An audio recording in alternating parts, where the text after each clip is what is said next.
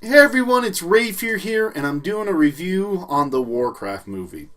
So, just to go basically over like my usual reviews, I'm going to be talking about my first impressions, my critic side, and then my fan side, and maybe a little bit of an opinion about the lore versus the canon lore in the actual story game. So, what happened when I saw this movie for the first time? So, what was interesting is that I didn't look up online or anything of that nature about reviews or anything because I was just so excited to see the Blizzard Warcraft movie. So, and again, I haven't had much history with the very first game. That's another thing that I might mention. So I didn't know the overall story and what all is involved for the first game. I have my little lore book where it talks about Duratan and some other things, but I never really delve into the very first beginnings of these things. And so I took a family member with me to go see the movie, and this family member really is more of a mystery / non-action type of person, but loves fantasy. And so it was cool that I could bring that person along because it was a nice feel to see someone else's perspective that's not a gamer, that doesn't know anything about this lore and what they felt after this movie. So when I went into it, and I remember sitting down, and I was just like, man, there are so many wide shots and just like scene-oriented shots, like of here's this place and here's that place, and I was like, holy crud, why do I need to see all this stuff? Like, I don't need to like understand that. Look at this area, look at this area, look at all this. I was just like, there's so many of those scenes. I was like, why are there so many of those scenes? And that was the very first thing. And then the next thing was this, like, man, this movie is slow. I haven't seen any action yet, and holy crud, all these other things. So again, that was my first initial impressions, but throughout the movie I was entertained though, because the graphics, whenever the orcs talk, I was like, oh man, that is amazing. Look, he has so much pores and his texture on his face and his hair, and I was just awe-inspired by the graphics on the horde side and how they did all the orcs and so on and so forth. And then also the designs with the costumes and the sets, even though there were a lot, I really liked a lot, especially when they go into the King's Throne and he has these lions and all that other stuff. That was really cool. And then as the story progressed, it got better and better. And then it came at the end with the epic battle and all these things and how it kind of functioned. And I remember thinking to myself when his son died, that was also, I'm like, the scene seems a little forced. I don't know why. But it goes beyond that, and it goes into the story, and then these epic fights. And by the end of the movie, even though I was like, there's all these things, I was like, I really enjoyed that movie. That was a cool fantasy movie, and I think I liked the narrative a lot because it's unusual, because in movies you don't get all that lore in a movie because it's too difficult, and there is so much that you have to rewatch this movie to see it over and over again, the little things that they put into it. So I liked it because the narrative in itself was more complex than your average movie, and the family member that went with me also enjoyed it as well. Didn't know anything about the story, and in fact that was one of the benefits to this person is that the movie was a slow-paced movie, and even though the action scenes were intense kind of at the end, they could tolerate it, I should say, because they were enjoying the narrative as well so much, and had a good time with that. So that was cool. So both of us enjoyed the movie, and afterwards I was like, this is a movie that I'll probably buy. And so then I went on the internet, and then I saw all this stuff the hate for this movie so much, and I was like, whoa, what happened here? Because are we watching the same movie? And so, for the longest time, I wasn't able to criticize it for my critic view. I was like, because I waited until the movie came out on Blu-ray so I could rewatch it over and over again. And so, and then I got the movie in Blu-ray, and I was sitting down, and I made sure to be like, okay, I'm gonna look this as kind of a critic point of view. So now we're gonna go into what I thought critically of this movie. So I think most to all of its problems are because of post-production and pre-production. Like, there's just so many things in editing that seem out of place, and the pacing of the movie, like even initially I remember in the theater it was kind of like things were happening in a certain way, and I think they did that because they were so focused on the narrative. Like, this movie was really focused on its own narrative and not really on the filmography of the movie, how certain things you need to do for the audience to feel a certain way, a certain atmosphere. They were just really focused on that narrative. And two examples that come to mind when it comes to just time frame, it seemed like they were so focused on the story written time frame and not how to present it to an audience that is watching a film time frame. And a good example of that is when Medivh transports out of that initial orc battle that they had and goes to his tower. So what happens is that so he like teleports, but there's like 3 or 4 scenes before they get to his initial "I'm here in the tower" scene, and when you're viewing that as an audience, it's very jarring, because what they should have done is when that whole entire initial scene that they were doing in the area where the battle and everything, once that was done, instead of going into all the other factors, they should have jumped to Medivh being the second scene after that, and not 3 or 4 scenes down, because what happens is that you're viewing it and you're understanding the story, and then all of a sudden, bam, this scene comes into motion, and it just jars you, because it's like, whoa, was this Medivh when he transported out of the realm? Because, like, it seems very out of place, or was this a different time? Did he go to somewhere else? It's very confusing because there's so much time lapse went over that, and for your mind to go, okay, no, this was the transportation right out of it.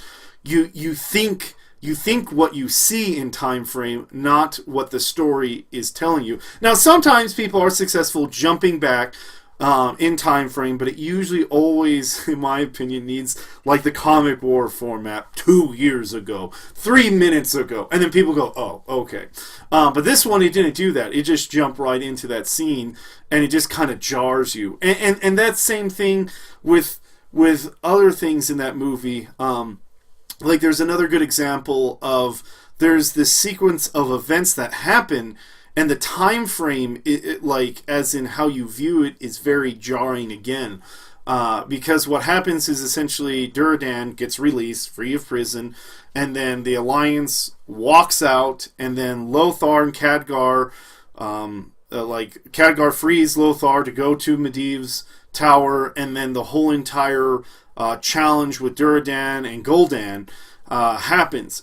But those scenes, in my personal opinion, and again, you know, I'm not an expert on this, but doing my research and watching films for all my life, you need to help your audience to know that the frame of time is continually moving, and not these are jump in time. Because I know narratively they're like, okay, this is how it's going to happen, this is going to happen, but like how I would approach that, at least in trying to do it, Duratan, when he was released, was at night, and so like or it was at night, and then the alliance was first moving out at the middle of the night, and so that scene's fine for your initial time frame.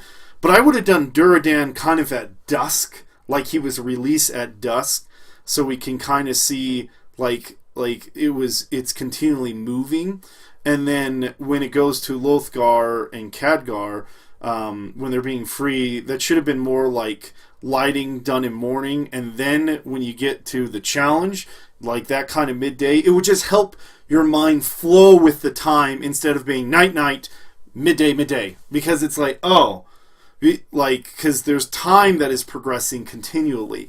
And there's also certain things, like I think I remember reading somewhere or hearing someone's opinion about the movie when Gul'dan says for the first time, Durdan's. Oh, okay. So spoilers alert. From this point on, it's going to be spoilers alert for this big spoiler. I guess I view the other ones were not too big because you would have to know more of the contents of the movie. But this one's big. Durdan dies. So and what basically happens when he dies, like, all the orcs kind of feel betrayed by Gul'dan because he cheated and all the other stuff. And then Gul'dan, like, sends them, go fight! And then they go fight. And someone made the point saying, hey, that's kind of dumb. How did they know the Alliance were there? Like, there was nothing kind of time frame oriented. And then there was this huge thing about that. And I remember thinking to myself, I'm like, yes, you could complain about that because there was no contents to knowing that the Alliance was there. But, Gul'dan was talking to Blackfist, and that could have been that situation where they knew the Alliance was there too.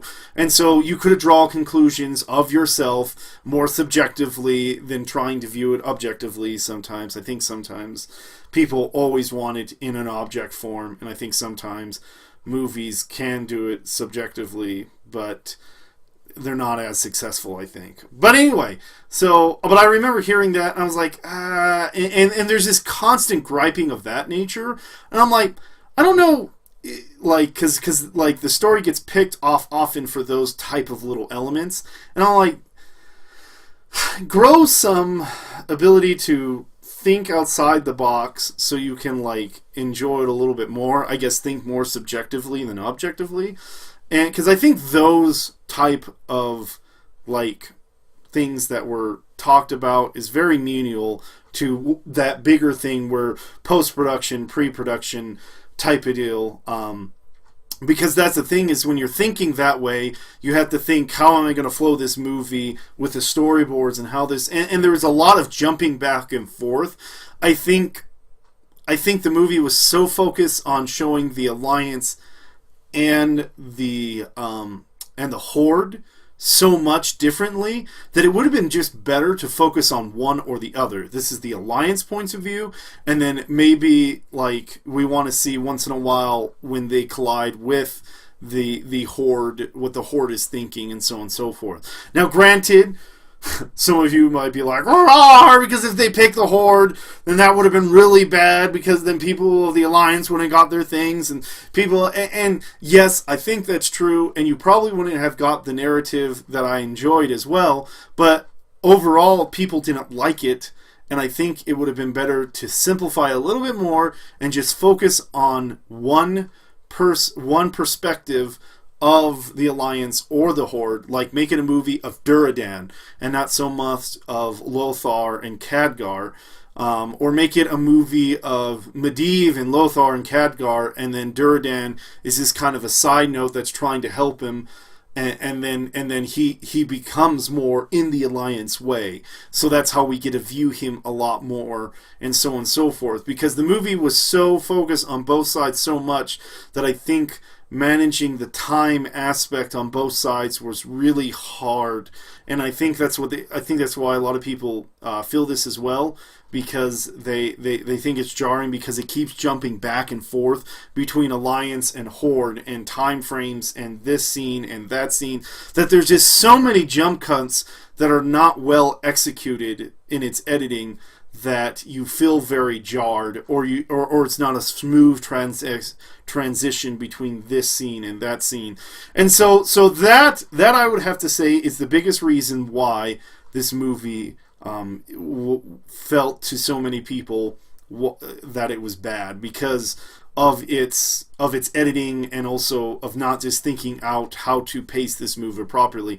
I mean, but again, if you're a fan of Warcraft, you're gonna love this movie, because I think this movie was made for the fans more, because there's all these little goodies in it, like Hellscream and and Doomhammer and all these and the Murloc, for heaven's sake. So and they did amazing things, like showing the whole entire Stormwind, and it's an exact form of the game. So those were all amazing feats, but I think it got overlooked because of just how the time frame was. So that's what I had to say for that, and that is a glaring defect. That is a big defect for the movie. There's no way to overlook it. It's just how that's made, and it almost feels kind of a foreign movie. Not to pick on foreign movies, but a lot of time foreign movies don't execute well editing. And so you do feel out of place in a lot of times of those. But if you watch foreign films, it's not going to be that big a deal to you, because like the coolest kung fu movies, and and also other movies that I can't really think of right now, or kaiju movies like Godzilla and all the other stuff. Those older films and a lot of that nature. Like editing is very like crazily done, and so that's why I think it also feels kind of like a foreign movie, because it's not, it's very jarring, and so again, that's the other aspect of that. And then acting. Okay, so oh my goodness, the acting. So another big major complaint that I've seen a lot is that the acting was terrible all around. And I had to think about this, and I think for the Horde side, I cannot see that for the Horde side, because the actors that played the orcs did a very good job. Like, I think Gul'dan is like one of the people that steals this movie, because whoever played him, which I have yet to look up, played him very well. He felt very evil. He felt very like you wanted to hate him, and so I like Gul'dan for that very reason.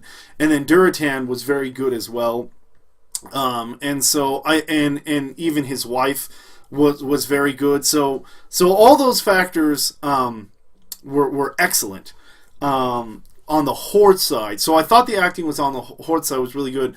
Now on the Alliance side, that's where I can kind of pick at a little bit, because I thought Lothar and Khadgar, I don't know, like there are some moments that they did extremely well, like some acting moments where I was like, wow, that was very heartfelt. That was very cool. Like, I think one of the coolest scenes that I like is when he's talking to his son about the orcs, and how he says, don't use brute strength, use your mind to defeat him, and how he was kind of carefree, and that, because he's such an experienced warrior, that was just well executed in my opinion. But then there's like, I don't really want to pick at scenes like this per se, because then I'm nitpicking. But like I remember initial Khadgar, like there was a scene where he feels like, I don't know, he feels like I took a player from the game and then made him an actor. I don't know why I feel that way, but he does kind of feel, he feels very, I am a nobody, and I don't know what I'm really kind of doing. And maybe that's the character, but from what I recall, I don't think Khadgar is that, I don't know, he didn't like how things were going, and he left, and he is a very nice person, but he seemed a little bit too, there was just a lot of things that I would have to say with that. So those two actors. And then again, there are some things, and it could be the direction, like how they wanted them to act could have been also the reason. It could have been not the actor's fault. It could have been the aspects of them being directed to act this certain way. So that's a thing to put on. But was there really a horrible acting job. No, I think even though there are some nitpicks that I pick out of Lothar and Khadgar, that they kind of like, that seemed that line forced, or it seemed like it wasn't well thought out. Like, because like there are some times where I think those, like, the actors seemed like it was a little bit disconnect from the character, and like then they acted themselves. And some people make a lot of money off of that. Like the actor acts them, and then the character is just an overlay on them. And so some big actors do that a lot of times. But it's the dialogue and all that other stuff that I think on the Alliance side sometimes was hurtful. So thinking upon that, when you think upon that, but again, are scenes that I think they did really, really well, and they acted very well. It just kind of was like a roller coaster, in my opinion. There were some times where I did feel that the acting was not as great as it could have been. And then on the other hand, it was really good. So again, it was kind of a roller coaster. But were they inherently bad? No. I have seen far worse acting. And when you do a comparison of acting, and people are like, well, you don't want to compare. Well, if you want to know what is good from bad, if you want to know what is a really high actor from a bad actor, no matter what you do, you compare them. Not only in that factor, but also elements of their skills. So, because I've seen really bad acting in movies, and these actors were nowhere near that level as people portray it, I think, online. Like, I would even say that, like, because, like, this is, like, -10, and the actors were not even in that realm. They were actors in the realm of film that is I want to say a AAA title, but that's video games. But anyway, a high level movie, and they did act very well for a high level movie. Maybe they were in the low degree comparative to movies of that nature. Of where the expensive and all the other stuff. And I will admit that, yes, they were probably in a lower degree of that. But in the whole acting perspective, no, I would not say that. So, okay, now we're going to kind of jump to my fan side. So that was my critic side. And unfortunately, when you do that critic stuff, now it's kind of glaring. And it's like, okay, can I go back to my fan side and overlook these huge problems? So again, viewed it again, and viewed it a lot more times after that, and yes, I could overlook these defects, and I enjoyed the movie for what it was, and I think that was the biggest thing is that enjoying the love for that, and this is the reasons why, even though all those things are very important for film, I could overlook those film defects, because I think that's the crucial part when you have to think about that, is that all the things that the problem had wrong, even though I guess in itself it's a film, and so it's like, yes, it had all the wrong things of a film, correct, but when you look at it as, I don't know, as kind of like a fan parody, I guess that's what I almost want to say, then everything goes out the window, because I truly loved the story. Like, I did. It was cool. These characters were engaging to me. I thoroughly enjoy them. Some of them I wasn't even aware of for the first time I'm experiencing them. Like, I've had much experience with the first game in itself, so I had no clue, because I came in Warcraft 2. That was my first aspects of understanding the story and all the other stuff. So I never played the very first game and understand the story. Did my research, though, and found out that a lot of these characters were added after, like, WoW became really big, and so all this lore kind of came in because of WoW, not because of the first game.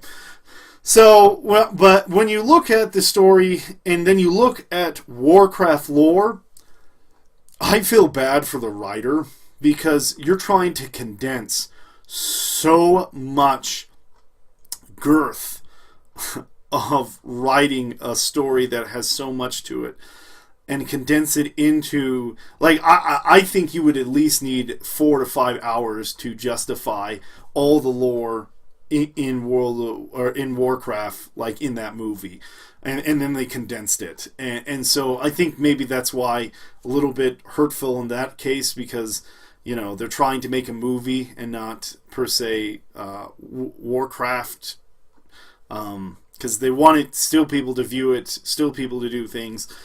But still, that is the main thing that I think I enjoy quite most, is I was very engaged, and this is my type of story. And even though it might have been very glaring defects when it comes to fill-oriented stuff, like, to me, I can overlook that because I enjoyed the story, because there's always something more that you can find in that. And every single piece of film that they had contains some sort of elements that has to deal with lore and this and that. Like, you can tell whoever made it was very enriched and loved Warcraft, because they did everything that they possibly could do, could tell a story in this realm. That NPC, or I guess when you talk about it, extra over there, has a story to it. This person has a story to it, and it breathes that so heavily. That it's just one of those things that I quite enjoy, and it is complex. And I think that's the other problem, is the story is a complex story. It's not like your typical Hollywood story that is kind of simplified and easy to digest. No, this story is complicated, and you have to view this more than once time to really get it all in. And so again, and as I said before, my initial impressions, the graphics. There are so many cool graphical things in this movie, like I won't say names, but I saw a movie just recently that's another high production film movie, and I remember viewing it, and I remember seeing some of the glaring CG moments where they were kind of down a little bit. And I remember in Warcraft, you really don't get that often, like at all. Like, it's really, you almost have to do with a fine comb, is look through things to find those elements that weren't rendered well, or things that are just not like animated very well to be foreign to the actual movie, because everything in there is so graphically done well that it's. Like, you could argue that, and that's fine if you want to, but like, your standards must be so high that that ILM should take 15 years to make the movie in like all its fashion so perfectly. So it's kind of like, yeah, no, I'm sorry, that argument is very, in my opinion, voided. It's just something that people can try to say to make the movie seem that much more worse, and I don't think that. Again, and then it's so funny that my first impressions also kind of came over to my fandom. Gul'dan, like, I really like Gul'dan. Like, I like a really good bad guy. Like, it's not like I admire the character or anything, but I like a bad guy. And he had not a lot of redeeming qualities. He was just inherently evil. He's trying to do things for his race, but he is doing it the way that you wouldn't normally do it, and is very unhumane, and is like caters to a very evil villain. So, and I like those, such as the villain in Dark Knight, Joker. Like, that Joker is amazing. And then Star Wars, the Emperor. I like those villains. And Gul'dan fills that type of level where he's evil, unredeemable. He's just doing it for selfish means. And sometimes I think they try to make villains so relatable that you miss out on the stereotypical I am an evil villain, and Gul'dan hits that mark in all means. And that's why I really liked this movie, was because it hit that goal of, okay, you're fighting an adversary that's really evil, selfish, and all those means. And so he is probably one of the best characters that I enjoy. Now, of course, there's Duradan, and I think I liked him a lot more of the characters I liked on the Hordes side. And it's not necessarily I'm a Horde person, because like I think I cater to class the most. Because there are a lot more things that I like of the Alliance, but it seemed that there was all these things that happen, and I don't know. It just seems really well done on that aspect. And so and let's point some other things out. Like the armor, like in the beginning, that whole entire sequence. I remember looking up to see certain aspects to see how well they kept to like certain things of the cinema Warcraft scenes, like in the game and all that other stuff. And it's crazy how much they took that game scene and made it real, and it's spread throughout this whole entire movie. That it's really it's very awe-inspiring. I mean, the magic. I mean, I love that type of deal. It looked very physical, but yet had an energy substance to it. And I don't know. And then they put in characters. Like I wasn't familiar with the Butler so much, but someone pointed out that this guy is a really evil bad guy that's in the Forsaken when he dies. And I was like, oh, that's so cool that you're putting in this character for that. And there's so much other things as well. I think it was Black Fist or Black Hand. I can't remember his name too well. But like that actor did such a good job playing him. And I don't know, like there are a lot of fan things. I think that's the other reason why I can overlook this so much, is because there's a lot of little treasures that you can watch this film. And if you're not a fan of the lore to begin with, I think that's also the other reasons why you're going to favor not liking this movie. Because it wasn't geared towards it was geared towards really putting in all that stuff. Now, granted, and then here comes the truth of the matter, somewhat too. My motives and stuff of that nature. Like my story that I really want happen, and I'm so glad that this movie was successful, because I really want to see the Arthas story and Thrall story from Warcraft 3. That's the story that I want to see in a movie theater, and I'll probably be more critically of, because unfortunately with the beginnings of this story, it seemed like, a lot of this was placed in there because of WoW. And a lot was additive, because I remember looking it up, and it's like, Warcraft the game, orcs versus humans, the end. And I was like, oh, well, that's somewhat of a story. and I think its lore has developed over its time span when it got more popular. Or in the game and so forth. So I'm glad it's succeeding in that realm, because now we're going to see more of the story. And this is where I come into more being, is hearing, the beginnings of Thrall and him being a gladiator, and then, and then the dwarves and high elves are starting to come in, because all the horde is going to be, the gate will be open again, and so on and so forth. And so I'm excited for that. All right, now I've gone on a little bit, or I've gone on a little long than I wanted to, but I want to touch up on this one thing.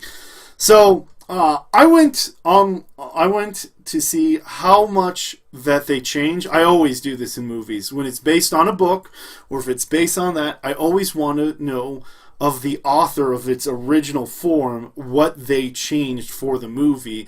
Because I think in itself, like, I feel really bad. Like, I think it was Hellboy. Like, I enjoyed Hellboy, the movie, so much, but I didn't know anything about the comic. And I don't look at the comic, and the comic's nothing like the movie. And I was like, oh, that's so sad. And I feel bad for that, because I feel when you're ever taking a media and you're changing it into a different form of media, it's like homaging it. Like, now, people, and unfortunately, that's not view. It's always money. Money drives everything. But I view that should be the thing, is that you're essentially taking something and making it more glorified because it's done in a different media. And so, and that doesn't happen because of real world. I mean, I think manga is a good example of that. I think Naruto, even though like they did keep to the story pretty well, over 40% of that anime is filler, and I think that's a travesty to reflect on the creator, because that's a lot of that stuff is not canon and really bad, and like, why the heck is it in here? Because it makes no sense.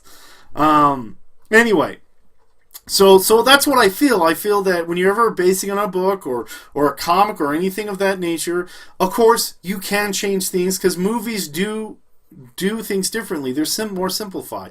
They're like, if you want narrative, you go read a book or you go read a comic, because their narratives are way more involved than movies. Because it's just more subjective, whereas a movie is more very objective form of media. And that doesn't mean that this story is better than the other. I think sometimes that's a misleading, but to say that you get more out of story, yes, I do believe that novels and comics and things that you read subjectively, you get more out of it because you think more subjectively than objectively. Anyway, so going back to what they've changed. So they changed the lore in little ways. Like, it was mostly true, and some of the stuff I think I like a lot better, because I remember I was reading Medivh's story of why he opened the portal and all this other stuff, and I think it was Kill Jaden like forced him to, like, controlled his mind to open the portal and do these things. And I was like, that's stupid. Like, I remember reading that. I think it was in a comic or something. And I was like, that's dumb. So, like, why would okay, another spoiler alert. But anyway, why would Medivh, like, spirit would come back from the grave if he was forced to do that? And in the movie, and again, another big defect, because the scene was so downtrodden, like, as in it was a lot of implying to the point that you really couldn't pick up. But in the movie, like Medivh talks about there was a love that he had on the other side, and that's the reason why he kind of opened the portal. And it's even kind of implied that Gohanna is his, like, daughter, and that fixed two problems for me, because Gohanna is part Draenei, and she doesn't look anything like Draenei does. Like, she looks like a half human, half orc. And it was revealed that she was half Draenei. I was like, that's no. Like, because her design has no nature of any type of race.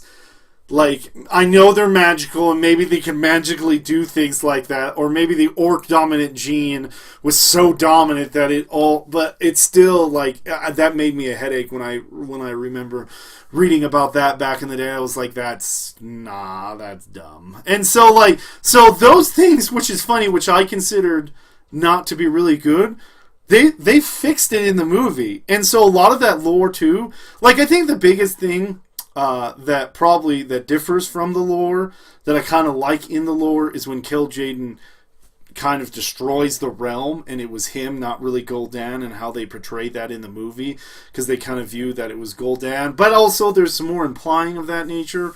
So I Kill Jaden is been taken out of this movie very, very much so. And a lot of his little lore. But pretty much it follows the story to the point, and the things that they changed, I like those improvements.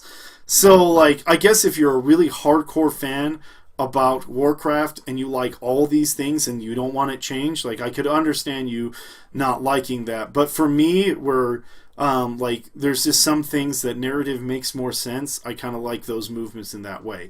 And so that's just the biggest things. So overall, and this is why I made this, because there is so much backlash. If it wasn't for China and them funding pretty much this movie, we probably wouldn't get another one. And so and worldwide, it was a success. In America, it was a flop. And so all I had to say is that I'm glad that more is going to be good, and I hope that they take what they did wrong and I hope that they can understand film a little bit more better.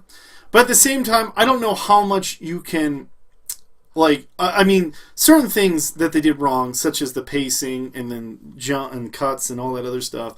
Yes, that could be done. Maybe a little bit more money into your actors or director, depending on how you feel about that. But I think these ones that are coming down the line will be a lot better. And I think as well, because this was a success, because it's been the most successful movie that was based on a video game, that it will become better. And for me, unfortunately, I like the lore so much of Warcraft that I'm going to enjoy the movies unless they really screw up on things, which is always a possibility. So yeah, if you're a fantasy-oriented person, like I've talked to people that are really not into type of, Blizzard or Warcraft in general, and they really did enjoy the movie. But and I've talked to several people around me who are not really moviegoers, and I think that's the deal with that. They're not very moviegoers. They're not really creative, but they really did enjoy that movie. And so it was interesting to see, because they didn't know any of these elements that did wrong, that they enjoyed the movie. But there was a lot of people that heard critics and agreed with critics, and I think your online presence makes it seem that this movie is just a travesty. And when I talk to people around me about the movie, again, this is only in the area that I live. I don't know about other places. But it seems like they enjoyed the movie. It was like, to them, it seemed like Lord of the Rings. And so that's always something to consider. Just because, like, there's a huge amount of people, that doesn't mean the whole nation feels that way. I mean, that's something that has been proven time and after again. So, anyway, but that's it for this review. I hope all of you enjoyed it. Again, if you have any questions or comments, I would certainly love for you to throw them my way, and I will make sure to take time out of these podcasts to address them when they come as best as I can. I'm only one person, but I certainly would love to hear your guys' opinion as well. So, anyway, this is Rayphear signing off. You all have a good day.